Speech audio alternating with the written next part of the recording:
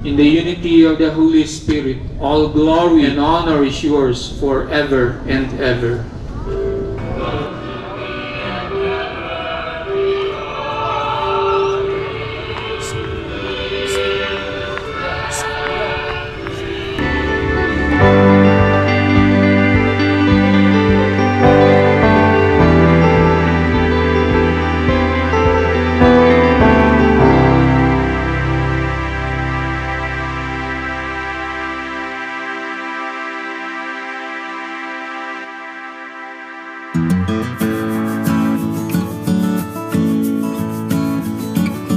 Ano kayo nakakasako pa dyan sa anong yun? Ano?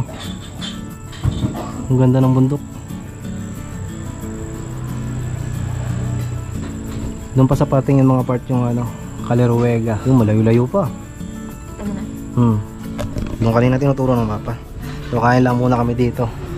At ayun, hindi pa kami nag-almusal. So tamang almusal lang. At ayun, maya-maya ay diretso na kami doon.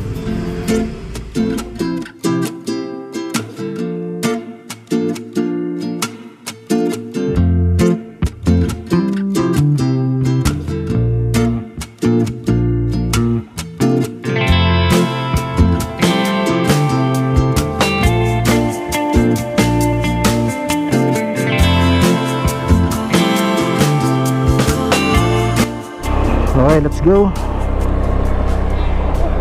Pare pala, maganda din dito. Ay, din sa baba. Oh, oh, lamig. Yung may ano. Din pala may maganda pa. Oh. Oh, meron pang gayon. Safe kaya? Ayaw. Okay, papasok na ito mga part. Hindi ko na lang alam kung gaano pa tayo kalayo kasi wala na tayong Google Maps. Tinago ko ng aking cellphone. Pero madami namang nagpupuntahan, no? Sigurado naman na itong mga kasunod natin o yung mga nasa una natin ay doon din yan pupunta. Kaya sunod-sunod lang tayo.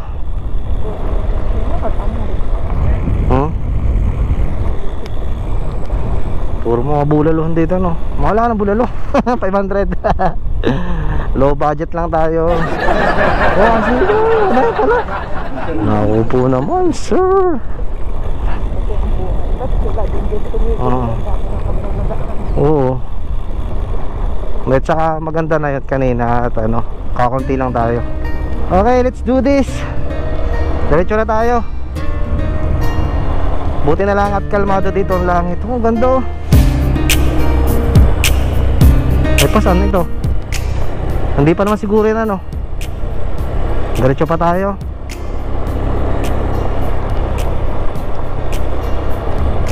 Medyo may buha-buhangin nga lang ang daan dito mga part. Huwag kayo masyadong magmamabilis ng takbo kasi baka bigla kayong mapapreno ay may slide ang yung gulong. Malayo pala ito sa ano, sa labasan.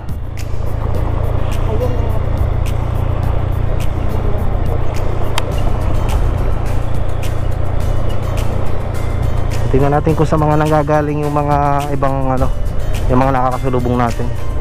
So ito na yung pinaka famous spot. Ha? Ito na kaya yun? Hindi pa din ito, no? Palibasa ay ano, malamig ang panahon. Parang mga hotel, ano? Palibasa ay ano, yung malamig, puro pine tree. Ang ganda, no? Oh, may mga number. Parang hotel, ano? Hindi naman siguro. Baka naman may nagamit pa niya. May mga naka-parking pa. Okay pa yan. Ay, dyan. Oh, dito na siguro, malapit na. Okay, nakalampas na tayo dun sa may entrance mga part. May binayadan tayong 30 pesos na entrance fee per head. Tapos 20 pesos na para sa parking. Yon. So bali gumastos tayo na 80 pesos dito sa pagpasok. Pero okay lang, i-enjoy natin itong ano, itong loob mga part. So dahil sa first time naman namin makapunta dito, ay susulitin natin to. May misa nga siguro dito, ano. Baka ito na. Ito na yun, no. Mami. Saan kaya ang parking, ano? Saan ang parking? May mag-assist daw eh. Dahil pupunta muna tayo dito.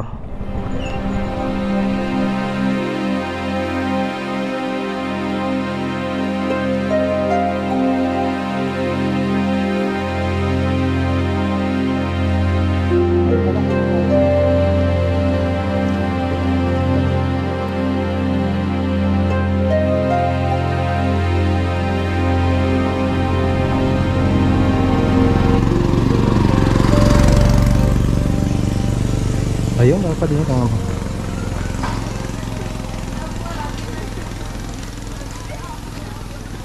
Tambahin yung mga tent, ano? Malamig. Ano?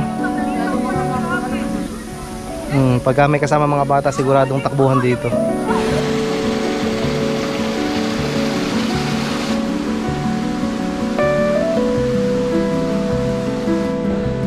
Meron kami napuntahan dito na ano, itong puro hagdan. So hinahanap namin yung ano, parang hanging bridge. So kapag punta ka dito sa Caliruega Church mga part, napakadami yung pwedeng puntahan dito. Kumbaga sa isang lugar, nandun na yung ano, napakadaming pwedeng pasyalan, pwedeng pagpicturan. So yun, napakadami na naming picture dito ni Mami.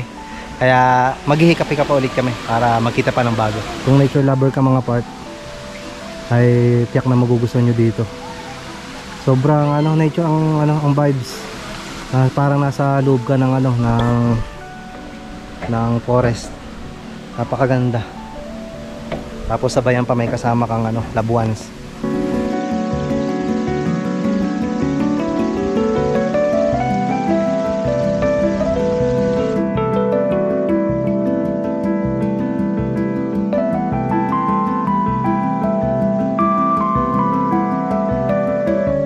Sa likodan ko mga part ay nakita na namin yung aming hinahanap na hanging bridge.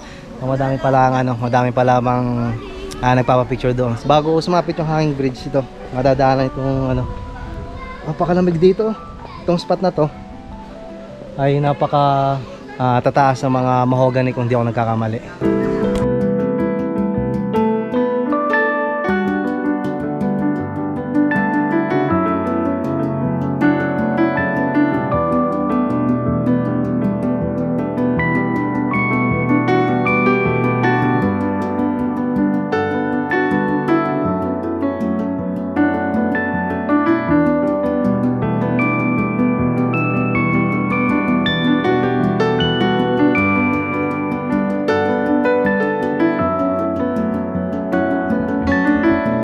Lula din.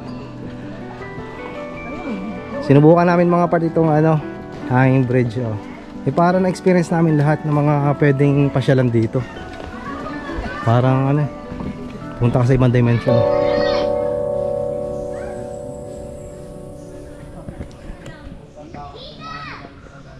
Pagod na. Kaunti pa natin nalalakad. Medyo nakakalula yung may hanging bridge mga part kasi may mga kasabay kaming dumadaan, inuhuga. Kaya medyo nakakaliyo. Yung palang nakayata namin mga part ay ano, parang Station of the Cross. Yung ano, yung mga hagdan-hagdan dito patas. Tapos itong pinakataas ay may chapel. Hindi naman siya matarik mga part pero mahaba-haba ding akyatin. Kaya ayun, nakakaubos ng lakas.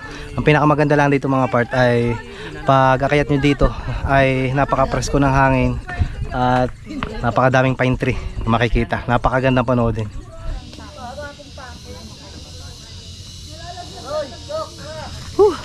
Ang ganda, oh. Kapag ganyan namang view, makikita nyo buhat dito sa itaas. Napakaganda pagmasdan ng mga puno dito mga part. Ayan, oh. Mga pine tree. Dito sa dulo mga part, sa pag-akayat dito, ayan, makikita niyo yung ano, pinaka-chapel na kung saan ay pinagdadausan din ng mga misa kapag araw ng linggo. Hindi ko lang sure kung may misa dito kanina mga part kasi medyo patanghali na kami dumating. Pero mula dun sa baba, sinabi ko, kagaya ng sinabi ko kanina, na yung dinadaanan pala namin ay parang Station of the Cross. Ito yung makikita nyo sa bandang dulo sa itaas. Balikan ko lang si mami at nagpapahinga doon, medyo napagod na.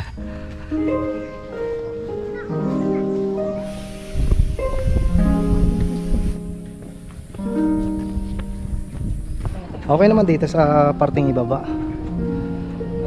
Oh, malilom. Malamig ang kumbaga ang simoy. Pababa na kami mga part, buhat dun sa pinakaitaas, dun sa may chapel. Pababalik na kami dun sa may unahan. Baba na agad dito, ang bilis.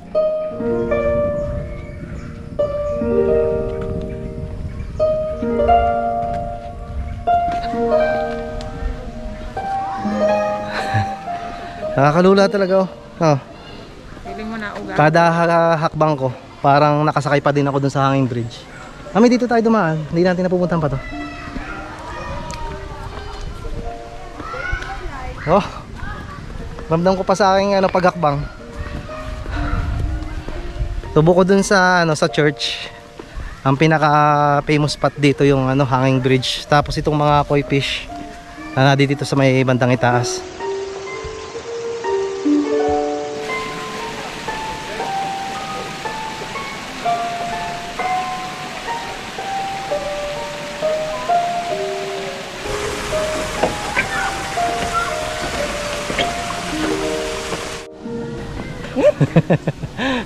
Diretso muna tayo at maubos ng lakas. Doon na tayo magkita-kita sa itaas.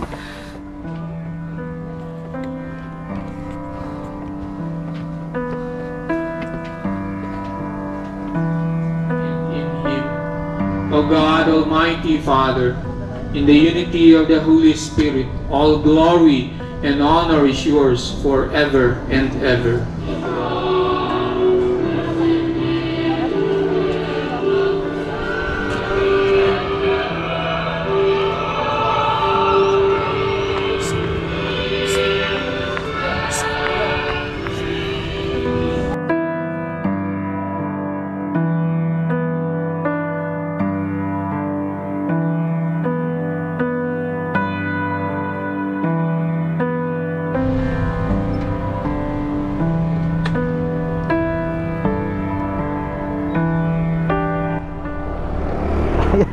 Off-road gaming.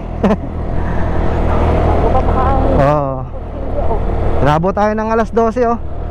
12:03 ng tanghaling tapat. Pauwi na kami mga part. So kakalabas lang namin sa doon sa church. Oh, eksakto nung pagtaas namin doon sa pinakitaas ay may may misa na natsimpuhan namin. So linggo naman ngayon, expected na yon na may misa, pero kung sala kasi yung oras na pagpunta mo ay baka hindi mo matsyempohan yung mismong nagmimisa. Kaya saktong-sakto pagdating namin dun sa itaas. Akala ko nung una yun yung yung unang pinagtigilan namin. Yung pala yun ay parang yung dasalan lang yung nasa baba. So nasa itaas pala mga part yung mismong pinaka-famous na church doon sa itaas. Buti na lang at bago namin naisipang umuwi ay tumaas muna kami. So yun, biyahe tayo pa uwi mga part.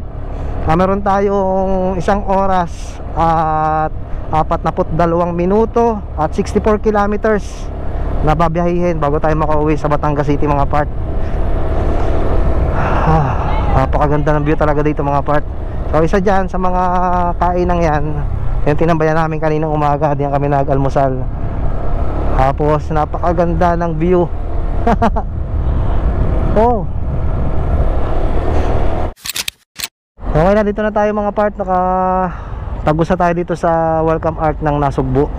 Kaso may nakita lang kaming bilihan ng puko pie. Balik lang kami at ayun, bibili muna tayo. Ayun, yun nga.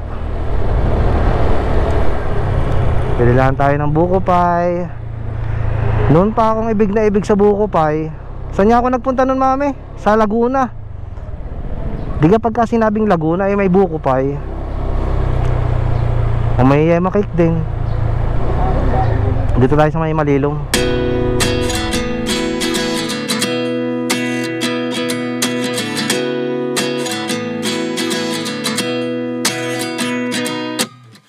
29 and I find myself wondering, what did happen to the last 10? I ran away with my life, fast forward, never turn back again. It's kind of funny that the more we pass time, the more we need to set them rewind. And 19 was the year I had to leave you, but now I'm seeing all the signs. Is this really happening? I can't believe it's true. I'm just as surprised as you. Is this really happening? I can't be too sure, but one day I'll be yours again.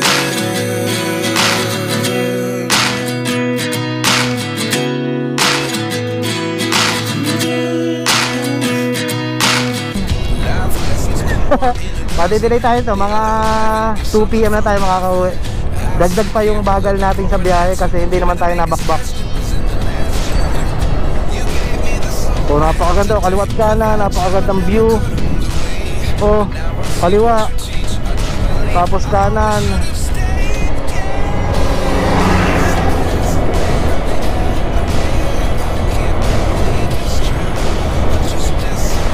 Dagdag pa nito na ang lamig. Tapos kaya nga may ano, nagbabantang ulan mga pad.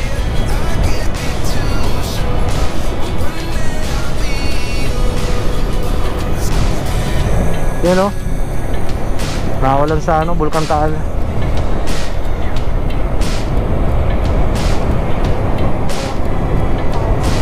Oo, kitang kita ng mga tao kung pagka narito ka sa pinakaitaas na parte, kitang kita mo kung nasan yung ulan. Labas ang ano, usok sa kalsada. Andito kami mga part sa may parteng Lemery. Nakabutan kami nung ano, yung kanina kasi sinasabi naming ulan sa may tuktok ng ano, ay sa gitna ng Bulkang Taal. Tapos yun, medyo basa kami ng konti. At ayun, medyo tila-tila na yan. Umiinit na nga ulit to. Parang nagdahilan lang, binasa lang kami.